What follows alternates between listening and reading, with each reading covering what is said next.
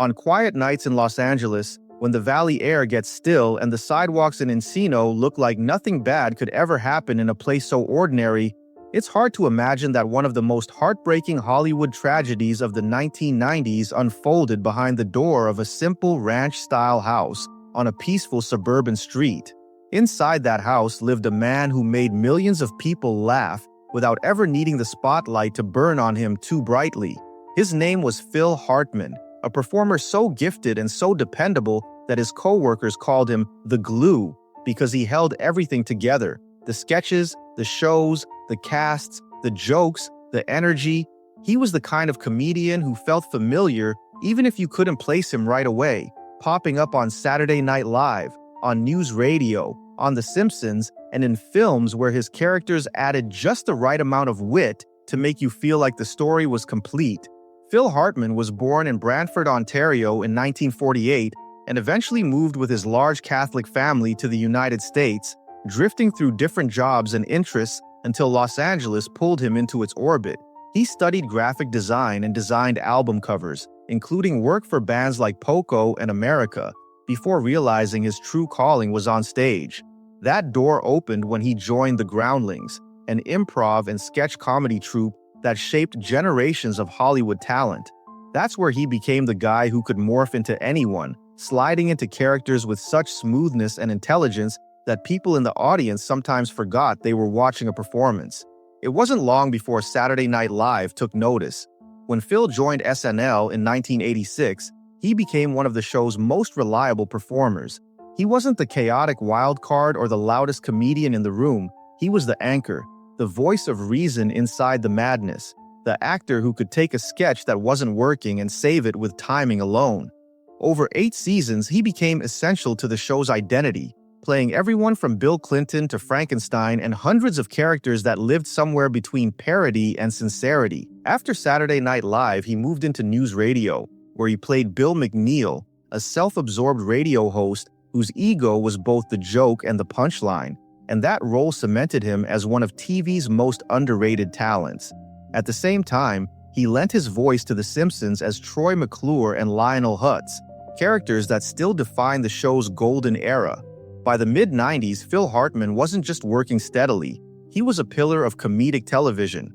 Away from the cameras, he lived a quieter life. In 1987, he married Bryn Omdahl, a former model from Minnesota who later took his last name.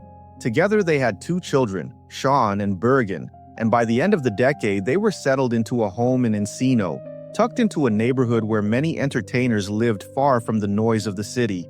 To the outside world, the Hartmans seemed stable. Neighbors saw a family walking their kids, going to restaurants, living what looked like a grounded Los Angeles life. But inside the house, things were more complicated.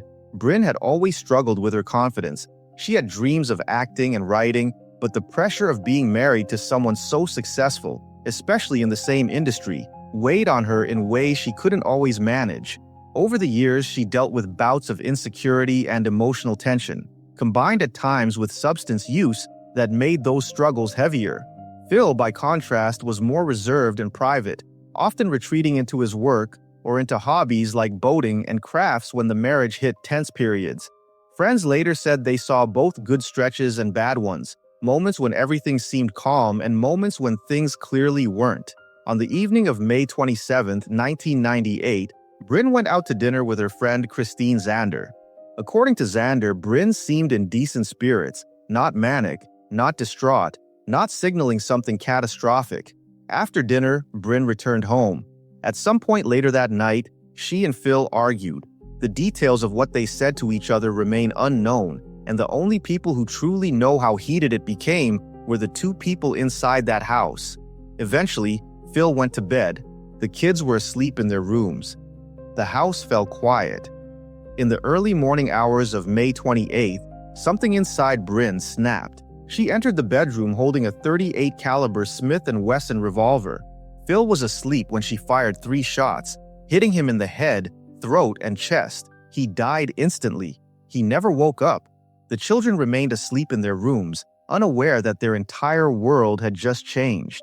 After shooting Phil, Bryn left the house and drove to the home of her friend Ron Douglas. She told him what she'd done, But he didn't believe her. Her speech was slurred from drinking, her behavior was erratic, and what she was saying sounded impossible. The kind of thing someone might say in confusion or distress. They eventually drove separately back to the Hartman house. When Douglas entered the bedroom and saw Phil's body, he realized the horrifying truth. While he scrambled to call 911, Bryn locked herself inside the bedroom again. Los Angeles police arrived around 6 a.m., shutting down the quiet Encino Street and clearing the house one room at a time. Officers quickly got the children out of the home, shielding them from what had happened. They guided Douglas outside.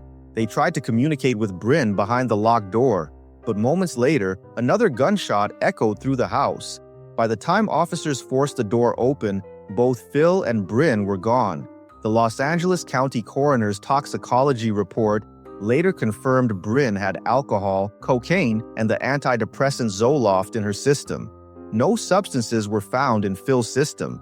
The official conclusion was rooted in a combination of Bryn's emotional struggles, substance use, and intense conflict within the marriage. Not a single external cause, not a single triggering villain, but a tragic moment fueled by internal instability and impaired judgment. In the months that followed, Phil's family filed a wrongful death lawsuit against Pfizer, the manufacturer of Zoloft, and against the psychiatrist who prescribed it. The lawsuit argued that Bryn's reaction to the medication had contributed to her actions that night. Pfizer eventually settled the case without admitting wrongdoing, and the court record stands as a reminder of how complex the emotional and chemical layers of this tragedy were.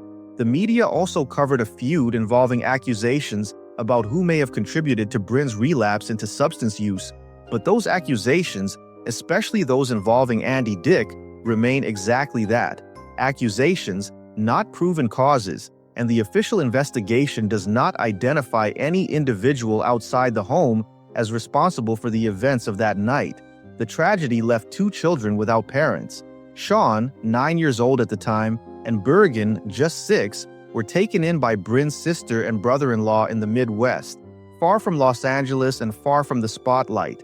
As adults, they've chosen to live private lives, speaking publicly only occasionally to honor their father's memory.